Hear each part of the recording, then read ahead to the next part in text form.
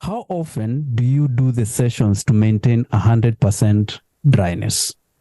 Great question. So we walk patients through our three-phased approach. It's really important to remember that everyone's body is different, right? I'm sure you know that hyperhidrosis even affects people very differently. I've even encountered a patient one time that only had excessive sweating on like a 6-inch portion of their forearm, right? So every patient's experience is different, but what I can tell you is the three-phased approach works for almost everyone.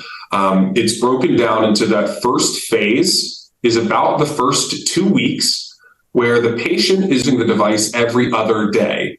Okay, so that's the first cadence that you'll start out with is every other day, and you're sitting down and doing it for a 20-minute treatment.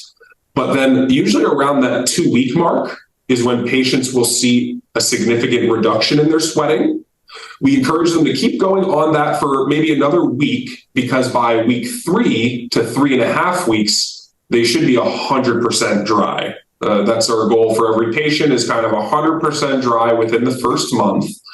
At that point, it begins phase 2, where patients will begin gradually reducing frequency of the treatment on a week-to-week basis. We liken it a little bit to a game of guess and check, because really you don't know how long you're going to be able to go in between sessions until you try. So every week you'll go from 3 times a week down to twice a week, down to once a week, once every other week. And then once you reach phase 3, which we refer to as the maintenance phase, you should be just using the device on an as needed basis for that 20-minute session to be able to maintain that 100% dryness. And I would say patients we have here are regularly going 4 to 6 weeks now in between sessions and having to sit down and do it. But that will, of course, depend on your severity of symptoms, your body's natural resistance, even the mineral density of the water that you're using for the treatment. So there are a lot of variables, but that's where it's nice to be able to control. There's a lot of different settings and things that you can control with the device, from precise milliampere, which is the level that you're treating at, right?